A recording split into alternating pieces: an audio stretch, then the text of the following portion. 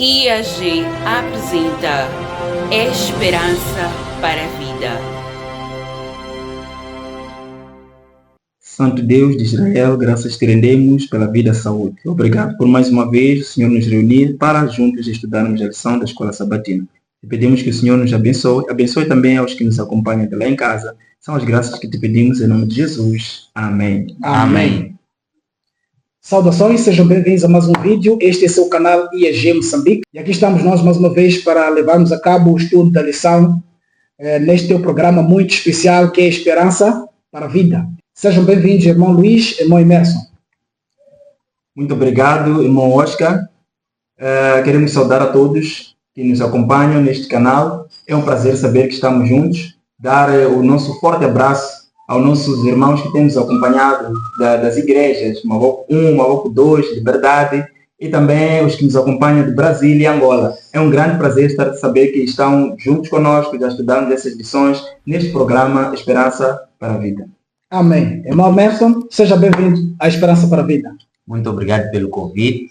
Obrigado a todos aqueles que nos acompanham e têm contribuído para o avanço dessa grande obra que é a pregação do Evangelho. E hoje estamos mais uma vez para estudar uma lição muito importante, que é a lição número 6, né? A travessia do Mar Vermelho. Então, tem lições muito importantes para nós, para a nossa vida atual. Muito obrigado. Então, sem mais demora, nós vamos fazer aqui o estudo da lição número 6 com o tema A Travessia do Mar Vermelho. Lembrando que estamos estudando nesse trimestre a lição do livro do Êxodo. E a palavra Êxodo significa a travessia ou uma migração.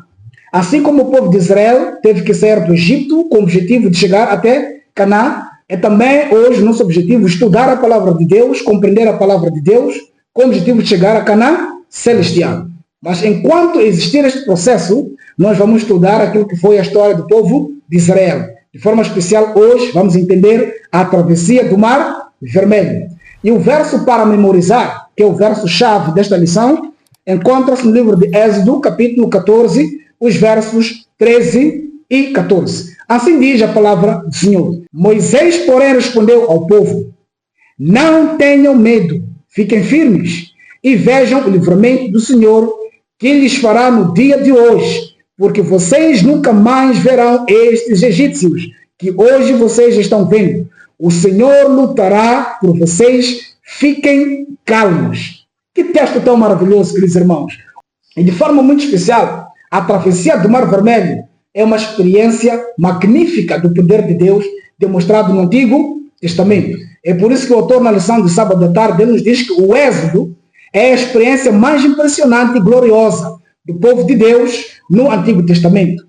Esse evento é um modelo de como Deus derrotou os inimigos dos hebreus e levou vitoriosamente para a terra prometida, mostrando claramente que se nós cremos na sua promessa e se nós vivemos de acordo com a sua vontade, também experimentaremos o quê? Um livramento mais terrível que este da travessia do Mar Vermelho.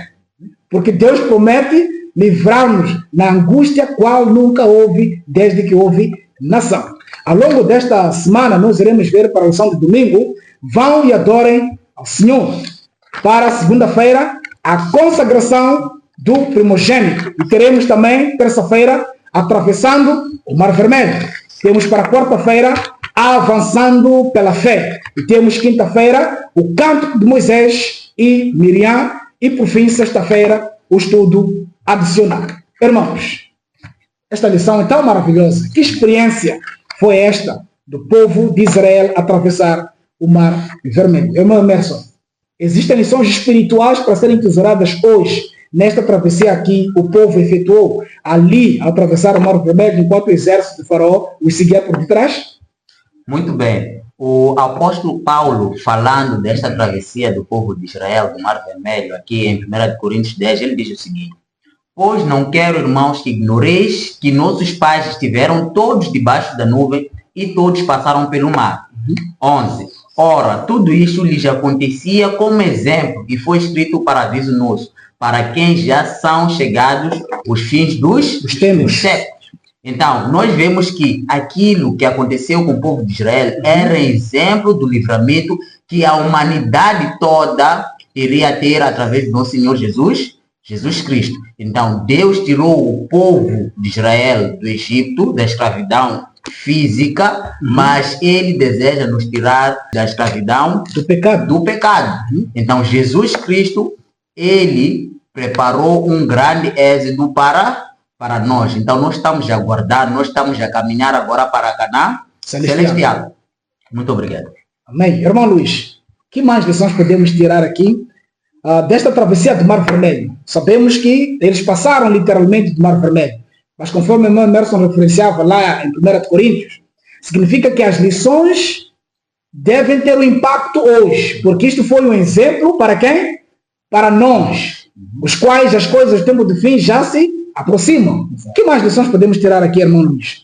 Bom, é um prazer. Na verdade, quando nós vamos para o livro de Provérbios, nos é dito que não podemos tirar os marcos antigos. Então, o que aconteceu com o povo de Israel é o que nós devemos estudar de uma forma profunda, de tal forma que não possamos cair, porque também estamos a caminho da terra de Canaã. Mas há uma coisa também muito importante aqui que nós podemos ver. Quando nós lemos no livro de Êxodo, capítulo 12, versos 12 e 13, a palavra nos diz o seguinte: e eu passarei pela terra do Egito esta noite e ferirei todo o primogênito na terra do Egito, desde os homens até os animais, e sobre todos os deuses do Egito farei juízo, eu sou o Senhor. 13 nos diz: e aquele sangue vos será por sinal nas casas em que estiverdes.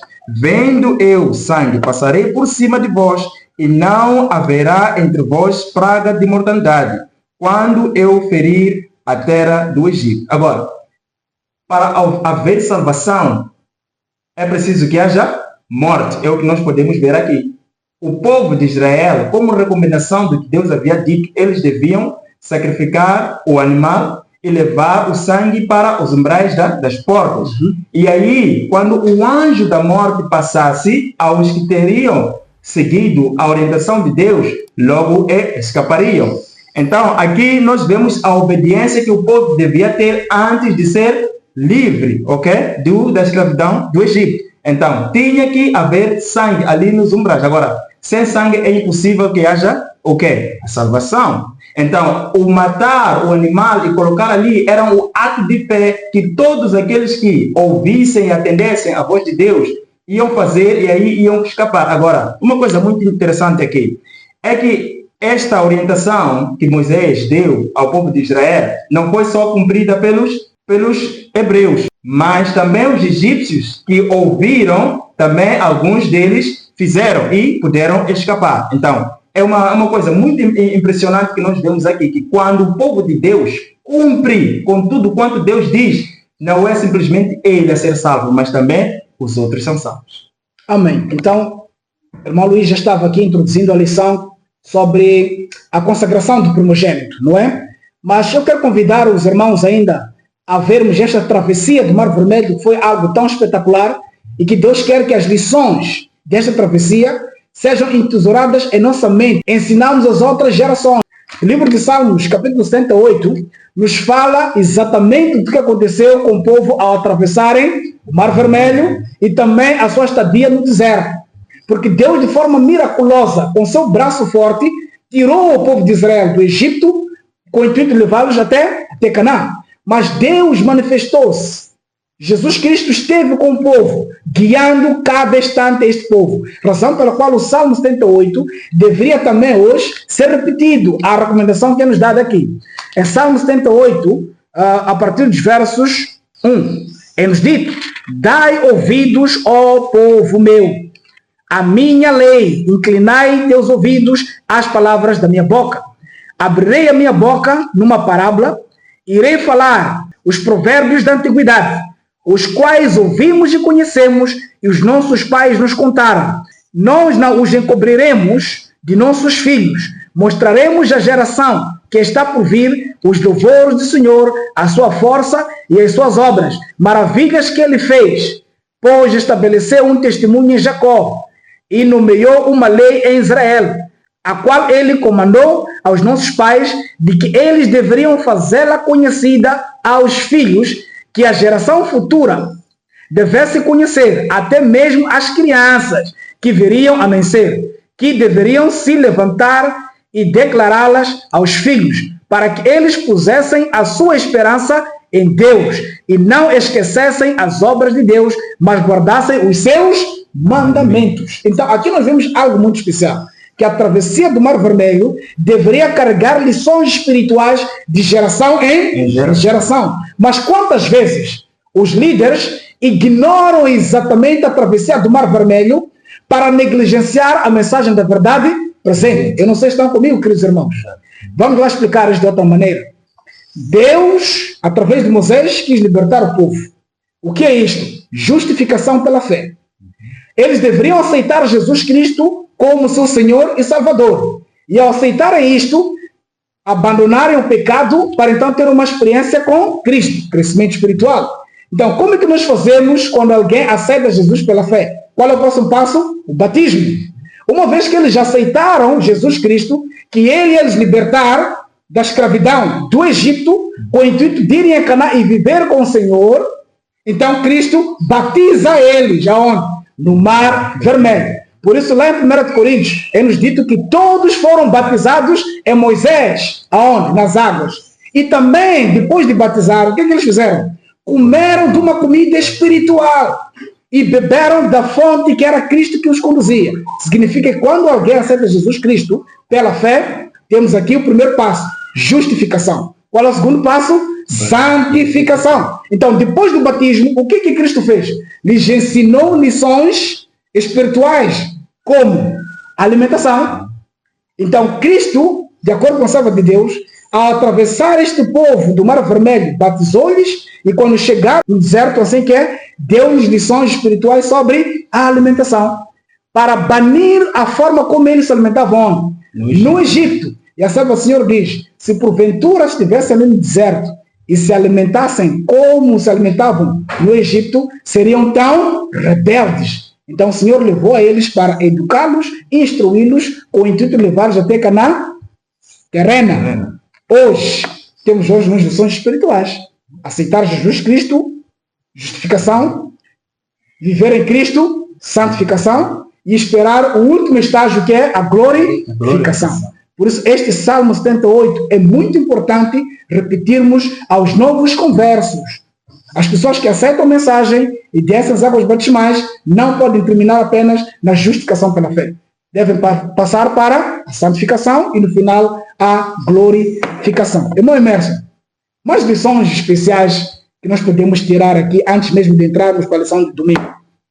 Bom, aqui a profetisa do Senhor, no livro Patriarcas e Profetas, ela diz o seguinte: e partiram coisa de 600.000 de pé, somente de varões, sem contar os meninos. E subiu também com eles uma mistura de gente. Êxodo 12, 34 a 39. Diz mais, nessa multidão havia não somente os que eram movidos pela fé no Deus de Israel, mas também um número muito maior dos que desejavam somente escapar das pragas ou que seguiam o andar das multidões em movimento, meramente levados pela agitação e curiosidade.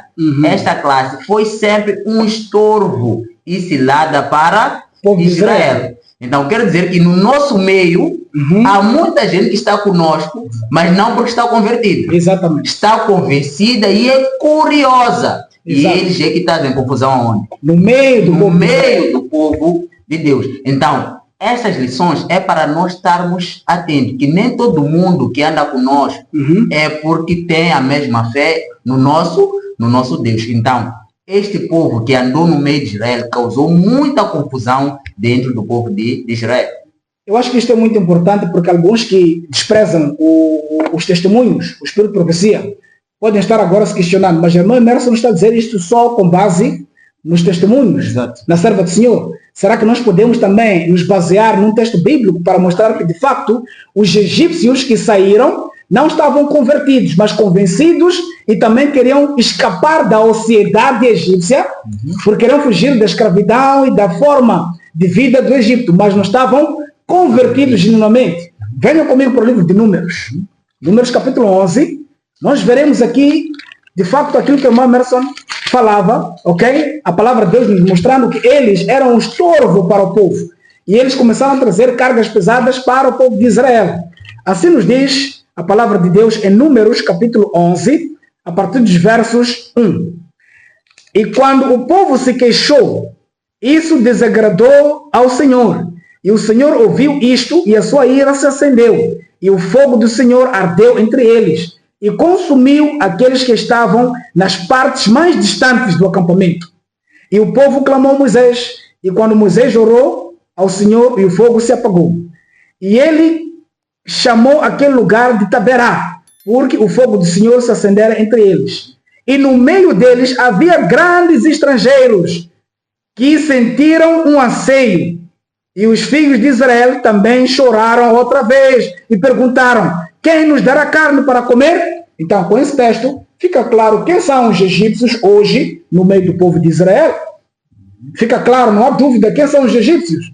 Porque o povo de Deus foi libertado da escravatura, do pecado, para uma santificação à espera das maravilhas de Deus. Mas aí os egípcios que saíram começaram murmurando, trazendo este desagrado, até que todo o povo de Israel começou a chorar. Há egípcios no meio de nós. Irmão Luís? Bom, realmente, porque quando nós olhamos para a caminhada do povo para a terra de Canaã, nós vemos que o povo de Israel, vinha fazendo aquilo que Deus havia dito, não é? Então, isso levou com que alguns pudessem ter curiosidade, conforme estava a dizer, o que é que lá vai acontecer? E eles escaparam até passarem o Mar Vermelho. Mas agora é preciso que haja uma conversão. Era bom que dos que saíram do Egito, sendo egípcios, pudessem, com o povo de Israel, tivessem se convertido para também entrarem na terra de Canaã. Mas a palavra é clara aqui, não é? Porque Deus trabalha assim com números, mas ele não se interessa com a maior parte enquanto não tenha sido convertida. Então, a palavra do Senhor nos diz aqui no livro de Isaías, capítulo 10, versos 22, não é? Quero convidar os irmãos aqui para não nos equivocarmos, senão depois vai parecer que os irmãos que estão a dizer aqui estão a selecionar as pessoas. A verdade é uma, temos que ir de acordo com a palavra de Deus. Assim diz a palavra do Senhor. Porque ainda que o teu povo, ó Israel, seja como a areia do mar, só um resto dele se converterá. Uma destruição está determinada, transbordando de justiça. Então, é que aquele povo que não havia sido convertido, ele foi esmagado. E o que havia restado fazia com que o povo também pudesse murmurar, pedindo aquilo que os egípcios não haviam deixado lá. Mas temos que ter em conta uma coisa. Quando Deus estava a tirar o povo de Israel, lá no Egito, lhes deu uma lição. Eles tinham que comer o animal com ervas amargas. Este era um sinal de mostrar que eles deviam, na verdade, sentir-se arrependidos de todo o tempo que ficaram escravos no Egito por causa da sua rebelião. Então, o povo de Israel, ainda que tenha saído muito, mas existe um remanescente, e este remanescente é que é considerado o filho de Deus. Amém. Na lição de domingo nós temos aqui: vão e adorem o Senhor. Será que o faraó, de fato, de coração aberto, estava dizendo ao povo que vocês estão livres para adorar o vosso Deus? Obviamente que não. Na verdade, o faraó queria simplesmente que Moisés pudesse falar com seu Deus como intercessor, simplesmente para ele parar de sentir a dor daquelas pragas que iam caindo na sua terra, no Egito. Agora, quando ele diz que vai, era simplesmente para ele poder se livrar. Agora, há uma coisa muito importante também aqui. Antes que ele dissesse ao povo que devia ir, ele mandou os seus mestres para poderem oprimir o povo para que não tivessem tempo para descansar. Por essa razão que ele diz o seguinte: este povo quer sair para ir adorar e sacrificar para o seu Deus, mas está a demonstrar que é um povo ocioso, não é? Quando nós vemos aqui no livro de Êxodo. Mas temos que ter em conta que este povo não era ocioso, porque eles cumpriam com as metas dos tijolos que eram necessários. Sim. Mas quando eles queriam descansar, ele descobriu que não. Estes, na verdade, querem tempo para adorar ao seu Deus. Mas há uma palavra aqui que nos diz, não é? Que nós, como povo de Deus, devemos adorar a Deus e ter um dia não é? Muito importante, porque quando falamos de descanso, estamos a falar aqui, o livro de Ezequiel, capítulo 12, fala-nos, ok? Em versos 12 e versos 20. Tem este sinal para que nós possamos nos identificar como povo de Deus, que é o sinal de sábado. Lá no Egito era o que? Era o sangue. Mas aqui nós temos um sinal que ia permitir com que o povo pudesse ser salvo. Agora, quando ele impede o povo a sair, ele sabia que eles queriam restaurar o quê? O sábado do Senhor. O que diz a palavra no livro de Apocalipse, capítulo 18, versos 4 e 5? Versos 4 diz: E ouvi outra voz do céu que dizia: Sai dela, povo meu, para que não sejas participante dos seus pecados e para que não incorras nas suas pragas. Ok? Então Deus estava, através de Moisés, a tirar o povo para poder restaurar o sábado. Olha, há uma coisa muito interessante aqui. É que muitos que não querem obedecer a lei por completo têm dito que a questão do sábado, o mandamento sobre o sábado, só vem no sinal. Mas não é isso. Aqui, o povo de Deus, antes de chegar ao Sinai, onde foram dadas a lei escritas nas pedras, eles já sabiam deste mandamento. Então, eles queriam restaurar o sábado do Senhor. Agora, se as pessoas dizem hoje, nós gostamos de Deus do Novo Testamento, querem, na verdade, deixar de lado o mandamento sobre o sábado. Aqui o povo ainda não chegou no Sinai, mas já tinha o sábado como sinal que Deus havia estabelecido como dia de adoração. Agora, nós devemos continuar a restaurar esta verdade. Então, não podemos deixar de fora. Devemos restaurar esta verdade, porque esta verdade vem desde o gênesis da criação. Irmão Emerson, vão e adorem o Senhor. Essas foram as palavras de Faraó. Parece uma palavra assim, né? Misturada com um bocadinho de cinismo, podemos assim dizer, né? Vão e adorem o Senhor. Será que era do coração que o Faraó queria que o povo fosse adorar a Deus? Claramente que não, porque não é a primeira vez que o Faraó tinha dito essas palavras ao sentir as pragas do Senhor. Quando caíram ali as saraivas, ele disse o mesmo. Mas uma vez que Deus fez parar as saraivas, ele deixou o povo ir? Não. Claramente que não. Agora, em Mateus 27:4, nós temos uma confissão arrancada dos lábios de Judas. Ele, quando vê que traiu o Filho de Deus, ele diz algo: pequei traindo sangue inocente. Agora, a serva do Senhor, no caminho a Cristo, ela diz algo muito importante. A confissão foi arrancada de sua alma culpada por uma horrível consciência de condenação e temorosa expectação do juízo. As consequências que aguardavam enchiam-no de terror, mas não houve em sua alma uma profunda e dolorosa tristeza por haver traído o imaculado Filho de Deus, negando o Santo de Israel. Agora ela fala do Faraó. Faraó, quando sofria sob o juízo de Deus, reconheceu seu pecado para escapar aos castigos posteriores, mas voltava a desafiar o céu, apenas suspensas o quê? As pragas. Todos esses lamentaram as consequências do pecado, mas não se entristeceram pelo próprio pecado. Então, o Faraó não disse isso de coração aberto. O que significa que ele não deu espaço ao arrependimento. Claramente. Não estava arrependido. Não estava arrependido. É um remorso que ele sentia, assim como Judas também sentiu. Remorso apenas da sua ação. Mas agora, aquele coração contrito da ação que ele realizou estava longe demais. Mas isso é muito interessante. Nesta lição diz: vão e adorem o Senhor. Estaria Faraó a invocar as 3 mensagens angélicas da Apocalipse 14? Seria ele aqui um agente a dizer: vão e adorem o Senhor? Por quem é o Senhor? Nós sabemos muito bem que a mensagem dos 3 anjos, a primeira mensagem diz que temer a Deus e dar-lhe glória, porque é vinda a hora do seu juízo. E Faraó estava a sofrer os juízos de Deus.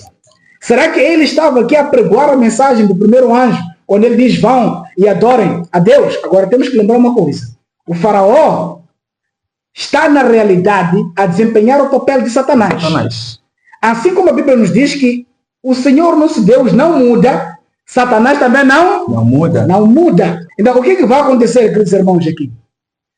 Quando o povo de Deus estiver a pregar a mensagem característica para o tempo do fim, e o Senhor deixar o santuário, e as pragas começarem a cair, os súditos de Satanás vão se unir. Dizer que estas pragas estão caindo por causa de quem? Por causa do povo. Por causa deste povo. Então Satanás aprendeu uma lição no Egito. O Faraó mandou o povo ir. todos foram destruídos no mar, certo? Então, Satanás aprendendo essas lições, no fim, ele não vai deixar o povo adorar. Ele não vai dizer, estas pragas para cessarem, o que temos que fazer? Temos que matar. Temos que matar este povo, porque ele aprendeu que lá, ao libertar o povo, as pragas continuaram vindo e o fim deles foi no mar.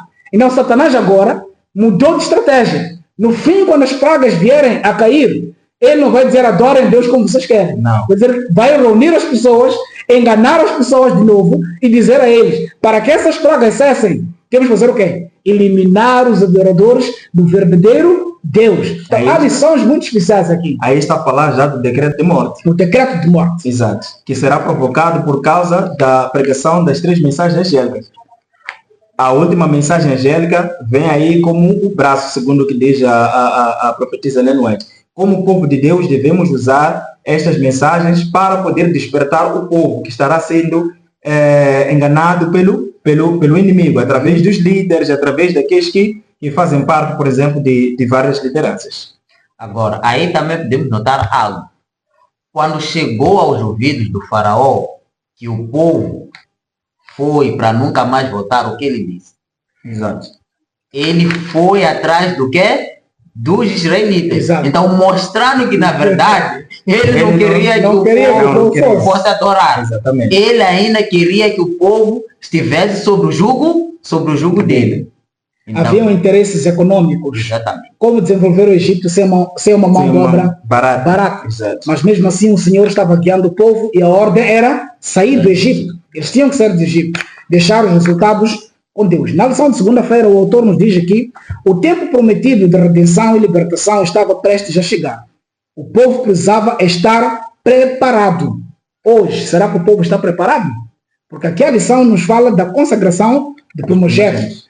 E isto acontece quando Deus pede que o povo tome uma atitude.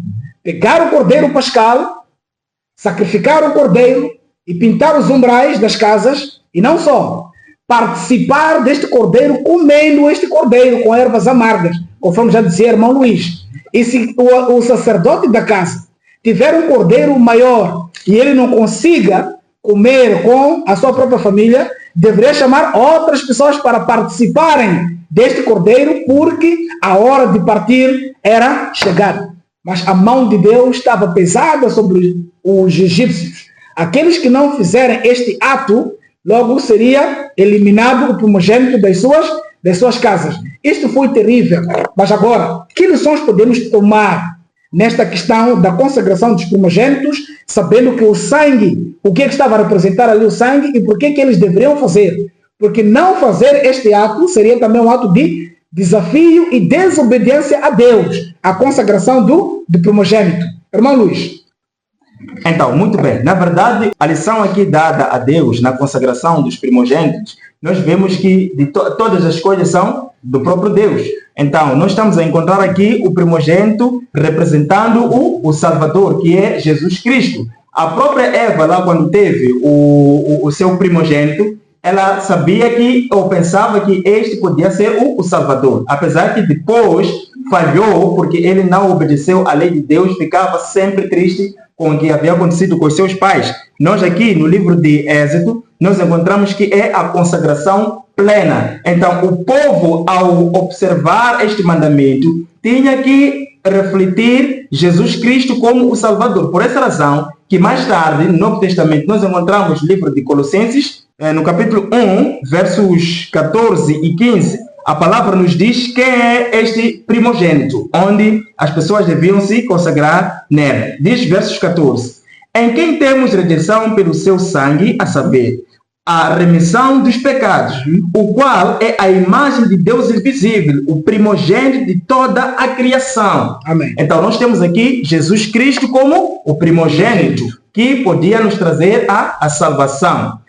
Quando se diz primogênito, não porque realmente Cristo foi criado por Deus Pai. Não. Eu sei que isto aqui, por exemplo, muitas das vezes tem trazido muitos debates, não é? Mas em sua plenitude estamos a encontrar Jesus Cristo como aquele que foi confiado para poder remir o povo desde a fundação do mundo.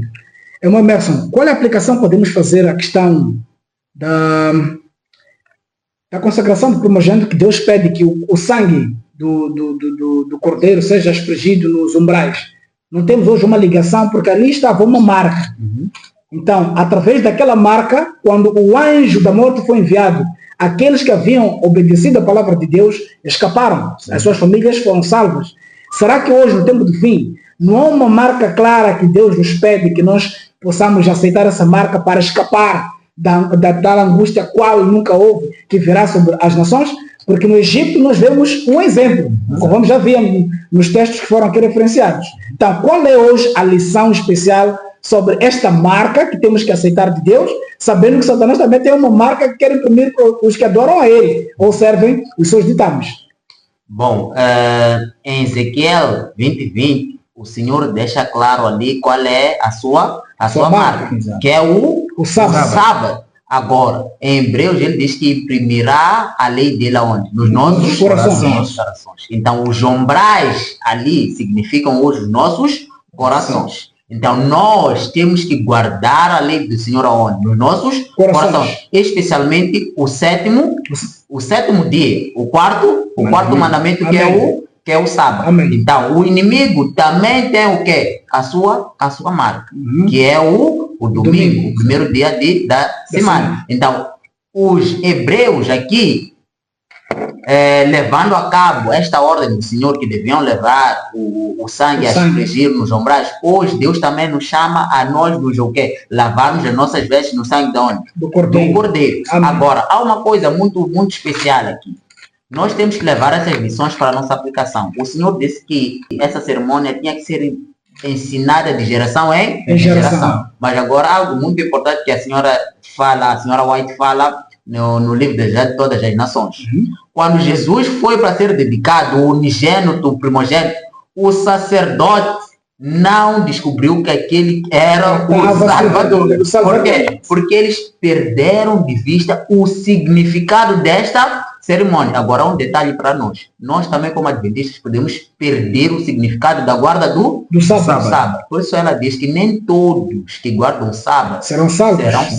Porque nós perdemos de vista o significado de guarda dos mandamentos do nosso Deus. Assim como aquele sacerdote que recebeu o Filho de Deus, o primogênito prometido, ele não percebeu. Não reconheceu. E acima de tudo, viu que Maria e José não tinham posses, eram pobres. Exatamente. Então despachou a dedicação do próprio Senhor. Então são lições muito importantes que nós, se desprezarmos, perderemos a entrada a Canaã celestial. Então essa palavra de Deus nos diz: não desprezei as profecias. Exatamente. E onde não há profecia, o povo se corrompe. Então muitos podem estar hoje se corrompendo por não aceitarem a lei e ao testemunho. E a Bíblia é clara: se eles não falarem de acordo com esta palavra, é porque não há luz neles. Então o povo foi levado a atravessar o Mar Vermelho. O povo atravessou de forma tão terrível e espetacular. Hoje em dia, há muitos que são enganados pelas novelas, achando que a compreensão do Êxodo capítulo 14 se baseia nas fábulas da Record ou da Globo.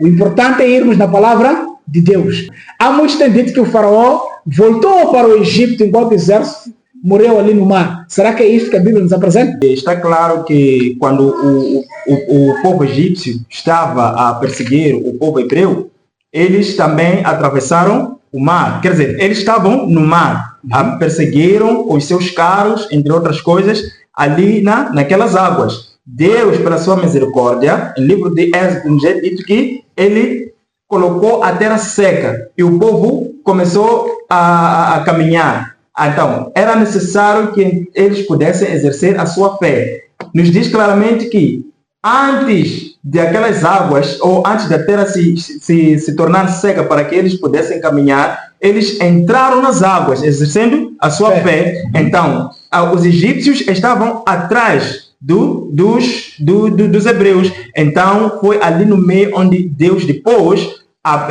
largou, porque eram anjos segurando as águas. Então Deus largou e todos foram mortos. A Bíblia diz claramente que os egípcios foram mortos. Então, aqui, uma das coisas que nós devemos saber é que o povo de Israel entrou nas águas para atravessar o mar pela fé. Mas os que estavam a seguir era mesmo por ódio e queriam levar o povo de volta para a escravidão. Então, esta é que é a diferença. Todos entraram no mar, verdade ou não? Entraram. Mas alguns atravessaram e outros ficaram. Quem são os que atravessaram? Aqueles que estavam a fazer pela fé a travessia. Então, muitos outros que estão seguindo simplesmente porque a Bíblia diz é sábado, estão a entrar na igreja sabendo que é a igreja verdadeira, nem todos poderão ser salvos, porque nem todos estão entrando pela fé. Então, a Bíblia nos diz claramente em Tiago, capítulo 2, nos versos 2:20, sim. Mas, ó homem, não queres tu saber que a fé sem obras é morta? Então, é preciso exercer a fé, mas com as próprias obras. Então, nós temos a lei de Deus como forma de mostrar que nós amamos a Deus, exercemos a nossa fé guardando os seus mandamentos. O que hoje muitos acabam banalizando é simplesmente pela fé. Enquanto a Bíblia diz que não, estas duas coisas andam sempre juntas. Irmão Emerson, a travessia do Mar Vermelho é espetacular. Há lições terríveis aqui. Se nós pudermos esgotar o pensamento de mais ou menos como é que foi para dissiparmos esta nuvem de heresias, que alguns dizem que o faraó teve que voltar para contar como é que foi a travessia. Será que isto é bíblico? Existe embasamento bíblico para mostrar que o faraó não morreu nas águas, ele voltou para o Egito? Claramente que não. Nós, quando vamos ler aqui o capítulo 14 de Êxodo, todo o exército do Egito entrou no mar juntamente com o faraó. E o faraó pereceu naquela manhã no mar. Agora, as fábulas, o próprio Paulo e o próprio Pedro avisam que nós não devemos nos basear nas fábulas engenhosas de quem? Dos homens. Então, nós temos que ir para o claro, assim diz o Senhor. Então, nós não encontramos nenhum embasamento bíblico que o faraó voltou para o Egito. Tanto que depois da travessia dos hebreus, nunca mais nós vamos ver uma menção do Egito. Então, onde é que nós levamos essas palavras? Agora, tem aqui uma coisa muito importante. O populacho que estava no meio dos israelitas, quando viu o exército do faraó, eles reclamaram. Disseram a Moisés, vamos para o Êxodo 14, versículo 1, diz assim: quando os israelitas viram o exército do faraó chegando, expressaram sentimentos que repetiriam outras vezes. Será que foi por não haver sepulturas no Egito que você nos tirou de lá para que moramos nesse deserto? O que foi que você fez conosco, tirando do Egito? Então, há pessoas que estão confortáveis no pecado. Quando você lhe apresenta a verdade, ele diz, não, eu não quero essa tua verdade. Eu quero continuar aonde? No pecado. Eu estava bem lá. Eu vivia como eu queria. Agora, este povo reclamou, diz aqui, vamos ver uma ligação com os dias de hoje. A maravilhosa coluna de nuvem tinha sido seguida como sinal de Deus para prosseguir. Amém. Mas agora entre si discutiam se acaso não poderia ela prefigurar alguma grande calamidade, pois que não os havia mesma conduzido pelo lado errado da montanha para um caminho intransitável. Assim um anjo do Senhor pareceu às suas iludidas mentes como o prenúncio da desgraça. Agora, quando as coisas estavam boas, elas viam aquele sinal da nuvem como se fosse um sinal de Deus. Mas quando as coisas apertam, começam a dizer, temos que ter calma, esse pode não ser um sinal de Deus. Então, hoje, muitos adventistas aceitaram o sábado, aceitaram a palavra de Deus como ela é, aceitaram o dom profético escrito através da irmã Ellen White. Mas agora, quando as coisas vão apertando, eles começam a dizer, não, a irmã Ellen White pode ter algumas falhas. O sábado pode não ser guardado da forma como deve ser guardado. Então, nós vemos que há coisas realmente que o povo de Israel fez na travessia do mar, que para hoje são sinais muito poderosos para nós. Existe algo que eu quero compartilhar com os irmãos sobre a travessia do Mar Vermelho, que na verdade havia ali o limite de Deus para os egípcios. Era o fechamento da porta da graça. O ato do mar se fechar, que tinha sido colocado como uma muralha para o povo de Israel passar. era o fechamento da porta da graça. Então, assim diz a serva do Senhor, a perseguição a Israel pôs fim o tempo da graça dos egípcios, quando o exército e as carruagens, os cavaleiros e todo o exército de Faraó estavam no fundo do mar. O Senhor disse a Moisés: estende a tua mão sobre o mar. Israel passou sem molhar os pés, mas eles ouviam os gritos do exército perseguidor. Quando Moisés estendeu sua vara sobre o mar, as águas represadas que haviam permanecido como uma grande muralha fruíam em seu curso natural. Nenhum de todo o vasto exército dos egípcios escapou. Todos pereceram em sua determinação de cumprir sua própria vontade e rejeitar os caminhos de Deus. Esta ocasião marcou o fim do seu tempo da graça, Medicina e Salvação, na página 35 de 1906. Ademais, diz-nos que o faraó morreu nas águas.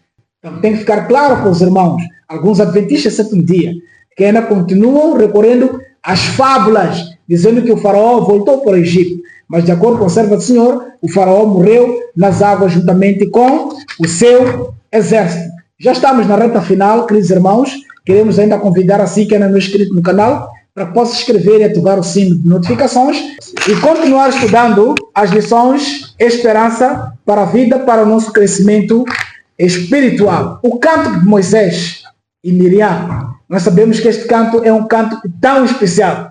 Moisés não entrou em Canaã, mas Moisés, quando subiu ao Monte Nebo, ele compôs um hino tão especial, conhecido hoje como o Cântico de Moisés. O que nós podemos dizer sobre esta lição aqui? Já estamos mesmo para findar. Irmão Luís, o Cântico de Moisés.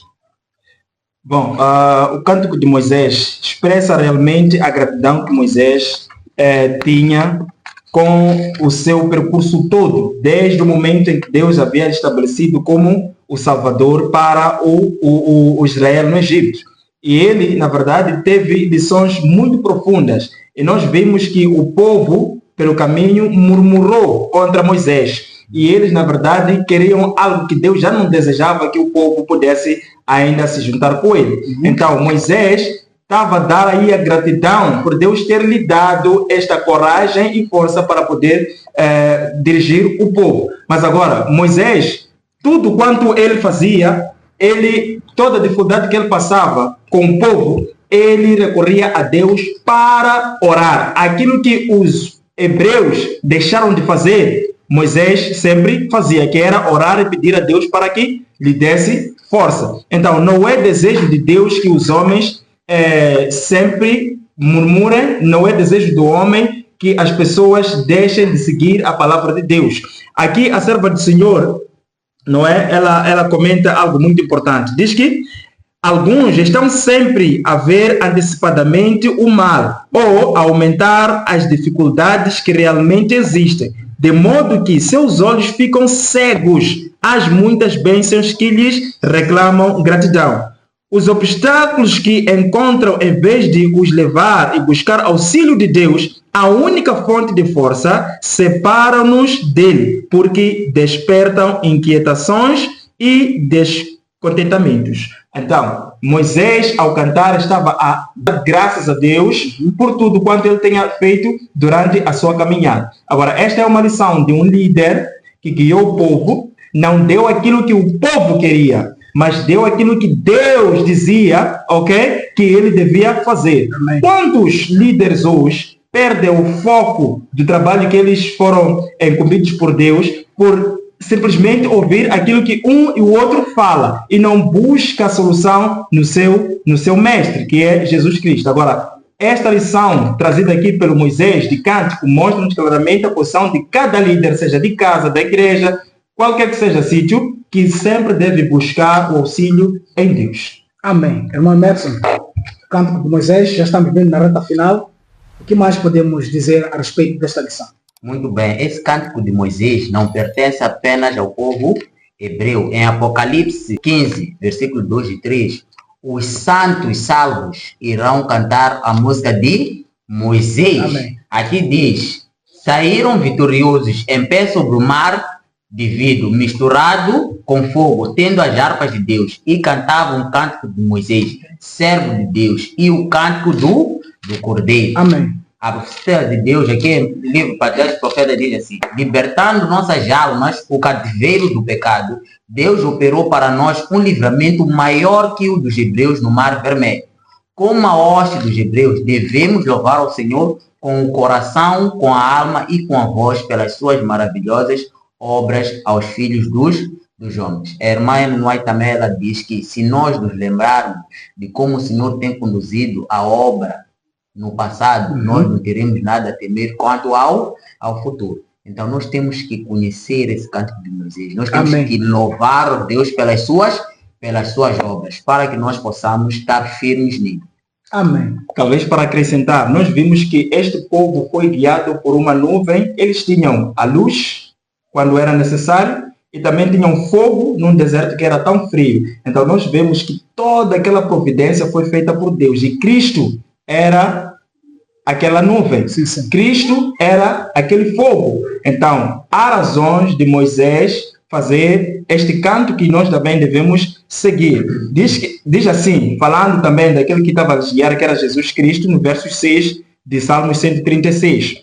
Aquele que estendeu a terra sobre as águas, porque a sua benignidade é para sempre. Aquele que fez os grandes luminares, porque a sua benignidade é para sempre. Então, em Cristo nós temos a salvação, temos a luz e temos toda a plenitude de alegria que nós precisamos como homens.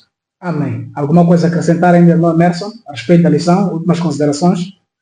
Talvez, em jeito de fecho, eu gostaria de ler aqui 1 de Pedro, versículo 5 a 9, diz assim: que pelo poder de Deus sois guardados mediante a fé, para a salvação que está preparada para se revelar no último tempo, na qual exultais ainda agora por um pouco de tempo, sendo necessário, estejais contristados por várias provações, para que a prova da vossa fé, mais preciosa do que o ouro, que perece, embora aprovado pelo fogo, redunde para louvor, glória e honra na revelação de Jesus Cristo, a quem, sem o terdes visto, há mais no qual sem agora o verdes. Amém. Mas crendo, exultais com gozo inafável e cheio de glória, alcançando o fim da vossa fé, a salvação das vossas almas. Para terminar, diz assim: aqueles que adiam a obediência até que toda a sombra da incerteza desapareça e não fique perigo algum de fracasso ou derrota, nunca absolutamente obedecerão. A incredulidade fala ao nosso ouvido.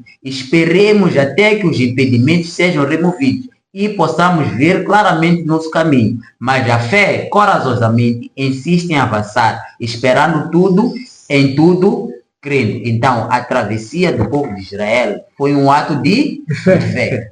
Ao seu redor só tinham obstáculos, mas o que a fé diz? Avance, Amém. avance e avance. O nosso libertamento está preparado com Deus. Amém. Irmão Luís? Exatamente. Na verdade, nós encontramos aqui o povo, não é? Passando o Mar Vermelho. Então, vimos que dificuldades eram várias. E Deus sempre fez maravilhas para que o povo pudesse se sentir confortável e em segurança. Mas, mais tarde, nós vimos que este povo não foi fiel a Deus, infelizmente. Então, para dizer que há pessoas que, ainda que Deus faça qualquer tipo de milagre para provar que Ele é Deus, mesmo assim, eles nunca se converterão. Então, hoje, nós incorremos esse risco aí. Precisamos nos deleitar, ter a fé em Cristo Jesus. Tudo quanto nos acontece, nós devemos dar graças a Deus, porque outra coisa é mesmo provação. É que nem quando o povo vai murmurar para Moisés dizendo: olha, nós queremos carne. E Moisés simplesmente foi orar para Deus. É um milagre esse aí, claramente, mas olha, este milagre foi feito porque ele estava a murmurar. Então, há gente hoje que pode passar até por várias doenças e alguém talvez tenha conhecimento do que teria causado aquela doença e diga: olha, para de fazer tal coisa, Deus fará milagre. Muitas pessoas talvez poderão só deixar naquele momento porque estão sentindo o quê? Dor. Mas quando Deus alivia, por não ter sido convertido aquela pessoa, ainda volta de novo para lá. Mas aqui nós devemos cantar o cântico de Moisés, porque venceram o quê? Todas as tentações, venceram toda aquela dificuldade que eles tinham, mas porque tinham fé em Jesus Cristo. É o que nós também devemos ter. Queremos agradecer a vossa colaboração, que venham mais vezes a este programa especial Esperança para a Vida. E também lembrar os irmãos que inscrevam-se no canal, ativem o sino de notificações, compartilhem esta lição com os demais irmãos, deixem os seus likes, os seus comentários. Isto é muito importante. Acima de tudo, temos que saber que aqueles que são com Cristo sempre vencerão. E a mensagem para ti, querido irmão, o próprio Cristo diz: eis que estou à porta e bato. Se alguém ouvir a minha voz e abrir a porta, eu entrarei e cearei com ele. Assim como os filhos de Israel fizeram, eles creram no Senhor, pintaram os umbrais das suas portas. Quando o anjo da morte foi enviado, eles escaparam. Hoje, Deus está fazendo o convite para ti. Aceite e guarde os seus mandamentos, porque muito, muito em breve Cristo virá. IAG, juntos avançaremos.